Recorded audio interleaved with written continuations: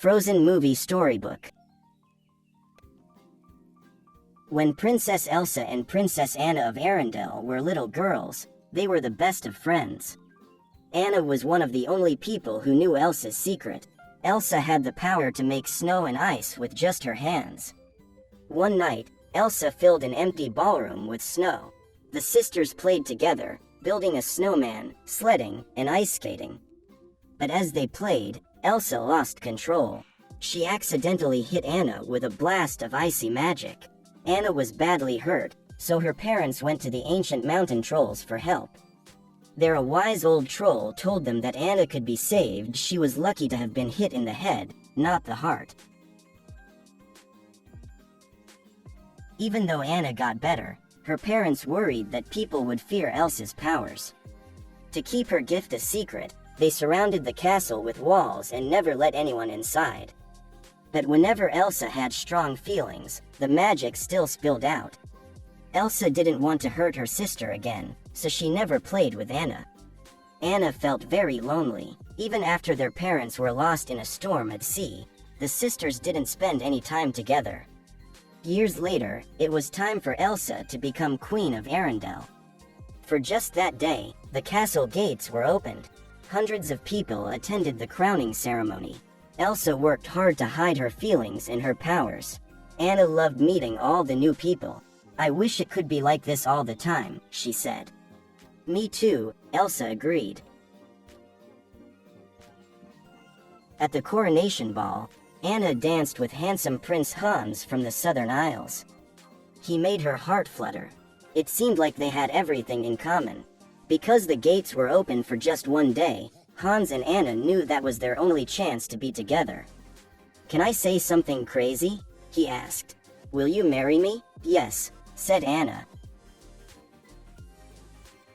Anna and Hans asked Elsa for her blessing, but Elsa thought their engagement was a bad idea. "You can't marry a man you just met," Elsa told her sister. "My answer is no." Anna couldn't believe it. "Why do you shut me out?" she asked. "What are you so afraid of?" Elsa started to lose control. "Enough," she shouted as ice shot from her hands. Everyone stared at Elsa in shock. Now all of Arendelle knew Elsa's secret. Elsa panicked and fled for the mountains. Anna felt horrible. Elsa's out-of-control powers had created a terrible winter storm in the middle of summer. "I'll bring her back, and I'll make this right," said Anna. She left Hans in charge of the kingdom and raced after Elsa on her horse.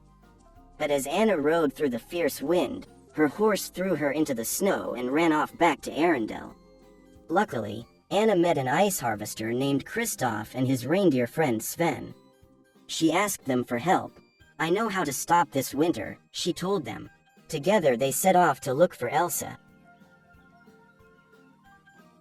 As they climbed the mountain, Anna and Kristoff discovered a beautiful winter wonderland. There they met an enchanted snowman named Olaf. Anna thought he looked familiar. "Olaf, did Elsa build you?" she asked. Olaf smiled. "Yeah, why?" he said. "Do you know where she is?" said Anna. "Yeah, why?" repeated the snowman. Kristoff got to the point. "We need Elsa to bring back summer," he said. Olaf was eager to help them. "Come on," he said, leading the way. Meanwhile, Hans was hard at work helping the people of Arendelle. But when Anna's horse came back to the castle without her, Hans knew he couldn't stay. "Princess Anna in trouble," said Hans. He turned to the crowd. "I need volunteers to go with me to find her," he announced. Soon Hans and some soldiers set out in search of Anna and Elsa. Back on the mountain, Olaf led Anna and Kristoff to a giant ice palace that Elsa had created with her powers. "Now that's ice," said Kristoff, impressed. As Anna entered the palace, Kristoff, Olaf, and Sven waited outside. Inside, Anna told Elsa about the terrible storm in Arendelle. "It's okay, you can just unfreeze it," said Anna. Elsa looked worried. "I don't know how," she admitted. Elsa was afraid that if she went back, she would just make the storm worse. Arendelle and Anna might be better off without her. Anna tried over and over again to convince Elsa to come home. But Elsa was too scared that she would hurt more people. As Elsa argued with her sister, an icy wave of magic burst from her body and struck Anna in the chest. "Anna!" Kristoff cried out as he charged inside the palace. Anna stood up and looked at Elsa. "No, I'm not leaving without you, Elsa," she told her. "Yes, you are," said Elsa. She knew what she had to do. Elsa used her magic to create a huge snowman. He chased the friends out of the palace and toward a tall cliff. Kristoff pulled out a rope to help them climb down. "What if we fall?" asked Anna. "There's 20 feet of fresh powder down there," said Kristoff. "It will be like landing on a pillow, hopefully." They leapt over the edge and landed safely on the fluffy snow below. They had escaped from the snowman, but Anna had other things to worry about. Anna's hair was turning snowy white. "It's because she struck you, isn't it?" said Kristoff.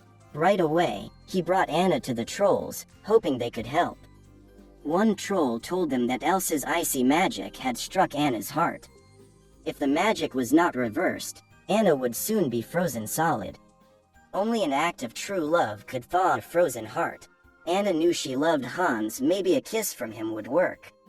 As the friends hurried toward Arendelle, Anna began to shiver. Kristoff was especially worried about her. He was starting to care for Anna. At that moment, Hans and his soldiers arrived at the ice palace and attacked Elsa. As she defended herself, Elsa trapped one of her attackers behind icy spikes. "Queen Elsa," Hans cried out to her. "Don't be the monster they fear you are." Elsa paused, but in her moment of doubt, she was knocked out. The attackers brought her back to Arendelle and threw her in the dungeon. When Anna arrived in Arendelle, she said goodbye to Kristoff and Olaf. Then she raced to see Hans. As soon as they were alone, Anna asked Hans to save her with a kiss. But Hans refused. Anna realized that he had only pretended to love her. He wanted to take over Arendelle by getting rid of Anna and Elsa. "All that's left now is to kill Elsa and bring back summer," said Hans. Hans left Anna alone and shivering. Luckily, Olaf found her and helped her warm up by the fire. But Anna was still getting weaker and weaker. As Anna told him about Hans's evil plan, Olaf glanced out the window and saw Kristoff racing toward the castle. He realized that Kristoff loved Anna. "There's your act of true love right there," Olaf told her. It was Kristoff whom Anna needed to kiss. With the last of her strength, Anna struggled outside. Meanwhile, Elsa had escaped from the dungeon, but Hans was close behind her. "Elsa, you can't run from this," said Hans. He told Elsa about her magic blast to Anna's heart. "I tried to save her, but it was too late." Elsa collapsed the snow and closed her eyes. Everything she had done to protect her sister had failed. It was all her fault. Nearby, Anna was hurrying toward Kristoff when she heard the clang of Hans's sword. She turned and saw her sister Elsa was in danger. Instead of saving herself and running to Kristoff, Anna leapt in front of her sister. "No," she cried out, before turning to solid ice.